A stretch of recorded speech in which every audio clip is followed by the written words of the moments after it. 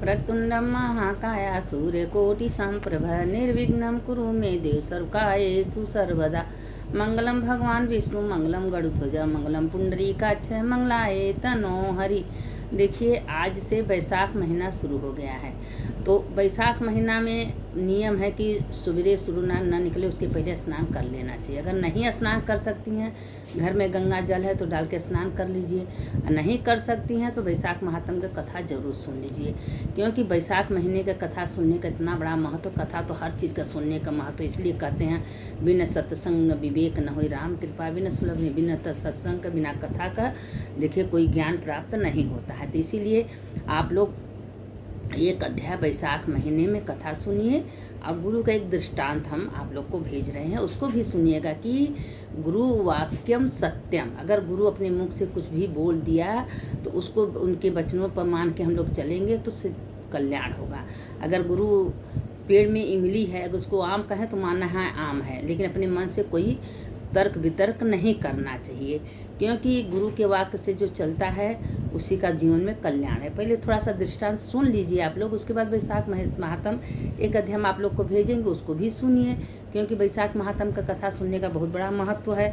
देखिए, एक दिन क्लाइंट ने बोला कि अपने शिष्य से कि तुम ईंट उठा लाओ, तो कहा सबने उठाया। 2-3 आदमी थे, सबसे कहा कि जाओ तुम ईंट उठा लाओ। तो उसने कहा कि ईंट उठाने से क्या होता है। तो 2 आदमी जो थे वो ईंट उठा लाए, और तीसरा को शक हुआ, वो ईंट नहीं उठाया। तो जो दोनों आदमी ने ईंट उठाया था वो दोनों ईंट सोने के बन गया, और जो नहीं उठाया था रास्ते में जा रहा था वही ईंट से उसको ठोकर लग गई, उसको चोट लग गया। तो जब चोट लग गया तो उन्होंने नहीं उठाया तो चोट लग गया। तो उसने कहा कि गुरु का वाक्य, गुरु का कहना हम नहीं माने तो हमको चोट लग गया। और जो दोनों बिना पूछे बिना मते बिना सवाल के उठा लिए तो उसके दोनों ईंट सोने के बन गए। तो वही बता रहे हैं कि जिन्होंने उठाया उनको आगे चलकर पाँव में लगी, पाँव ऐसा लगा ठोकर कि पाँव उनकी टूट गई। तो सिद्धांत यह है कि गुरु वाक्यम सत्यम। अगर गुरु के वाक्य पर हम लोग चल रहे हैं तो कांटा हो जाए, नहीं कांटा भी हो तो वो कांटा भी सूल बन जाती है। जैसे कांटा कोई धंसता है ना हम लोगों को, तो सूल बन जाती है। और नहीं अगर गुरु के वाक्य पर चलेंगे तो कांटा जो है फूल बन जाती है। तो इसका मतलब है कि जिसे गुरु कुछ भी कहें उनका कहना सुन के चलना चाहिए। हम लोगों को अपने मन का तर्क नहीं करना चाहिए, तो नहीं तो कांटा जो है ना एक दिन वो सूल बन जाएगा। और नहीं तो वही कांटा अगर गुरु के कहना पर सुनेंगे हम लोग तो वही फूल बन जाता है। तो जो गुरु के वाक्य से बात करते हैं कहते हैं उनका मानना चाहिए, क्योंकि गुरु ही ब्रह्मा गुरु विष्णु गुरु देवो महेश्वर गुरु साक्षात परब्रह्म तस्मै श्री गुरुवे नमः।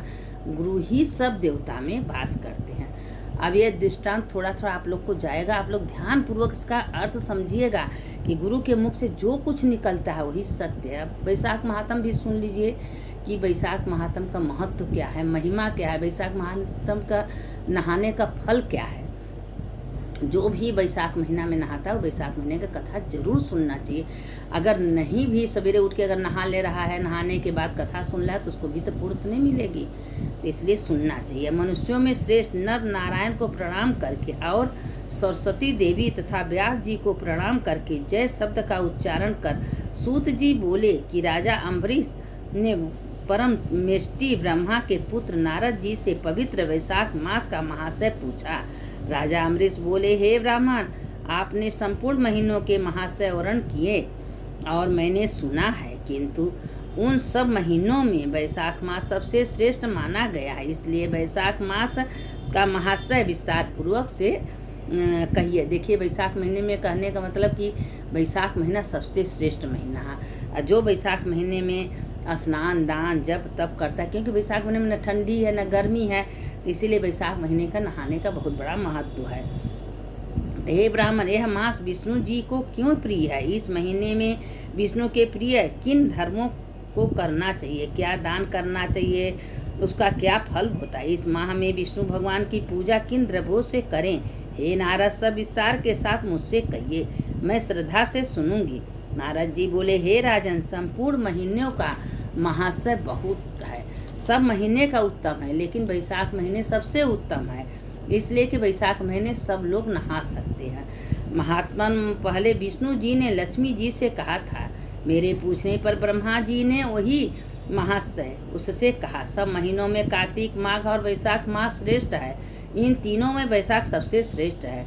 यह मास माता के समान सब जीवों को अभीष्ट फल देने वाला तथा दान, यज्ञ, व्रत और स्नान करने से सब पापों का नाश हो जाता है। यह महीना धर्म, कर्म, यज्ञ और तप का सार है, देवताओं से पूजित है। यह मास विद्याओं में, वेद मंत्रों में, प्रवण वृक्षों में कल्पवृक्ष, गौओं में कामधेनु, नागों में शेषनाग, पक्षियों में गरुड़, देवों में विष्णु, ब्राह्मण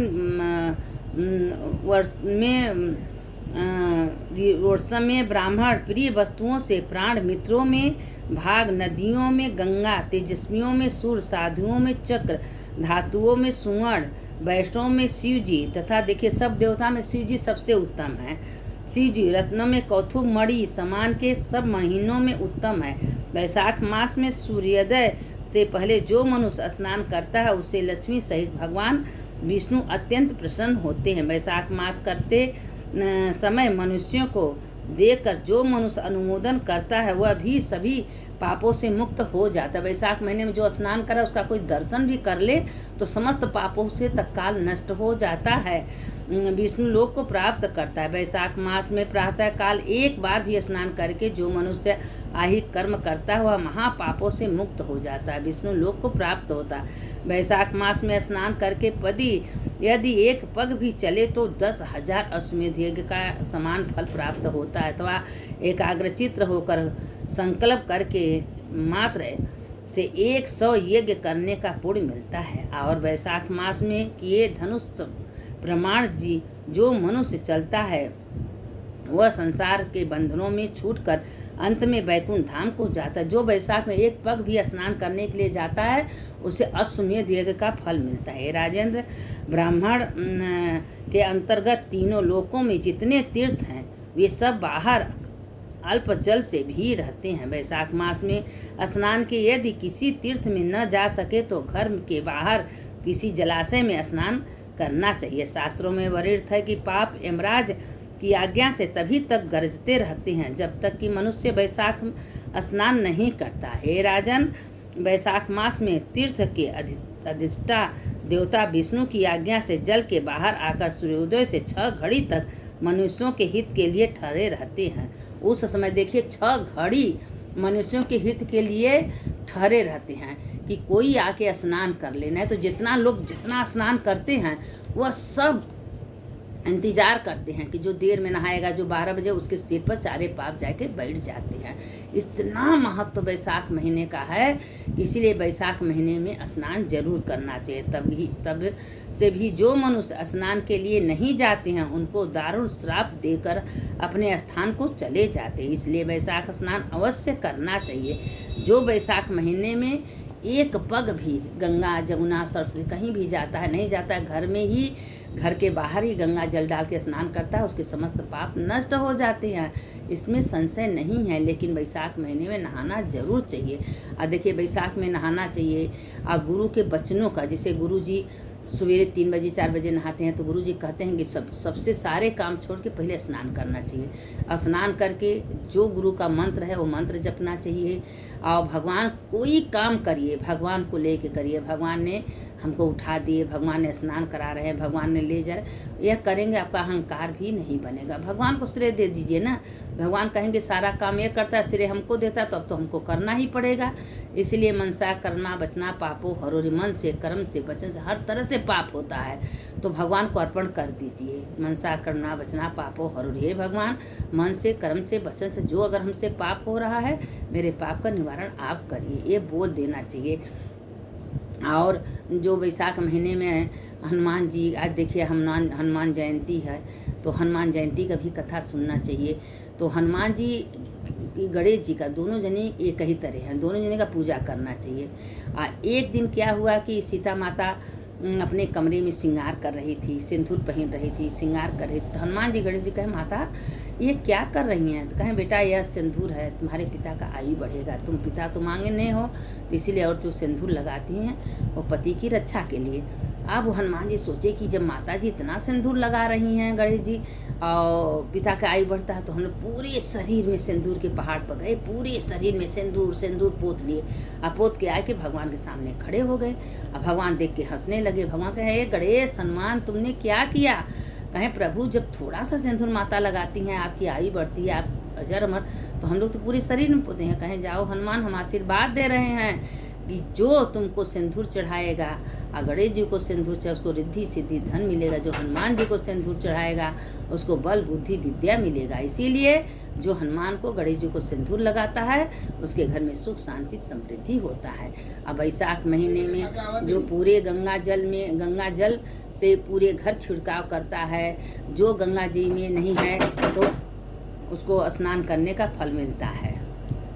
अब मंगल भवन या मंगलहारी उमा जपत यही त्रिपुरारी, मंगलम भगवान विष्णु मंगलम गरुध्वज मंगलम पुंडरीकाक्ष मंगलाय तनो हरि, अच्युतम केशवम राम नारायणम कृष्ण दामोदरम वासुदेवम हरिम, श्रीधरम माधवम गोपिका वल्लभम जानकी नायकम रामचंद्रम भजे।